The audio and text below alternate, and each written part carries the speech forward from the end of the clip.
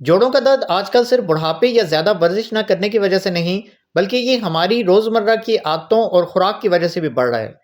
گھٹنوں یا ہاتھوں میں اکڑن، سوجن اور کبھی کبھی چلتے وقت درد، یہ سب ابتدائی علامات ہیں جو اکثر لوگ نظر انداز کر دیتے ہیں۔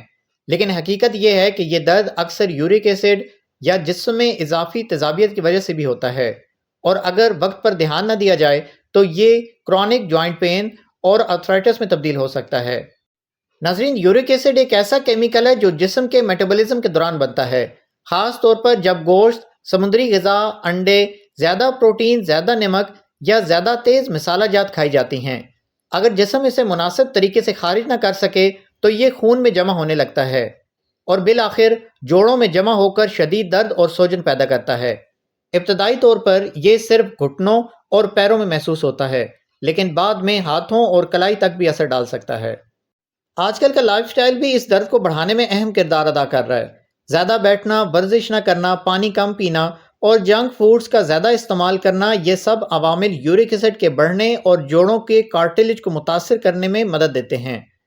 ناظرین، موٹاپا بھی گھٹنوں پر دباؤ بڑھاتا ہے اور یہی درد کی شدت کو کئی گنا بڑھا دیتا ہے۔ اسی لیے نہ صرف غذا بلکہ وزن اور حرکت دونوں کا خیال رکھنا ضروری ہے۔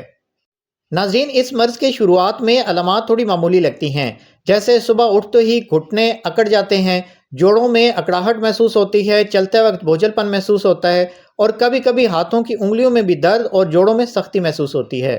اکثر لوگ اسے معمولی تھکن سمجھ کر نظر انداز کر دیتے ہیں، لیکن وقت کے ساتھ ساتھ درد مستقل ہو جاتا ہے، سوجن بڑھ جاتی ہے اور حرکت محدود ہو جاتی ہے۔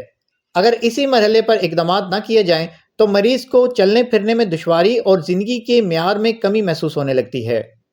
ناظرین، گھٹنوں اور جوڑوں کے درد سے بچاؤ ممکن ہے۔ سب سے پہلے اپنی خوراک پر توجہ دیں۔ گوشت اور زیادہ پروٹین والی چیزیں، تیز مسالے جات اور زیادہ نمک کم کریں۔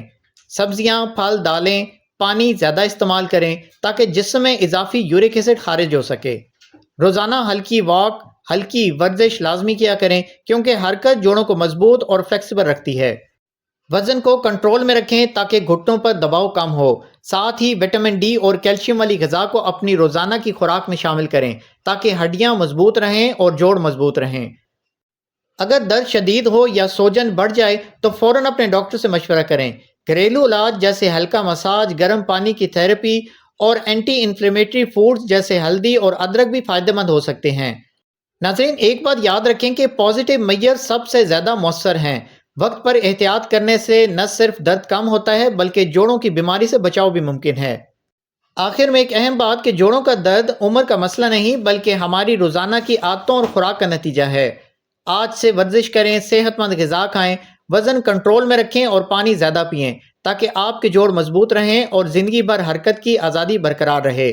چھوٹی چھوٹی احتیاطیں آپ کو مستقبل کے بڑے درد اور محدود زندگی سے بچا سکتی ہیں۔ چینل سبسکرائب کر لیجیے گا، بیل آئیکن پریس کر لیجیے گا تاکہ کوئی بھی ویڈیو آپ سے مس نہ ہو۔ میں ہوں ڈاکٹر ایم اے بلوچ اور آپ دیکھ رہے ہیں میرا YouTube channel health care craft. Comment section میں اپنی رائے کا اظہار لازمی کیجیے گا۔ مزید ویڈیوز لازمی دیکھیں جو کہ چینل کے مین پیج پہ ویڈیوز والے سیکشن میں دستیاب ہیں۔ ملتے ہیں اگلی ویڈیو میں کل انشاءاللہ پھر ایک نئے موضوع کے ساتھ۔ تب تک کے لیے اجازت دیں۔ اللہ حافظ۔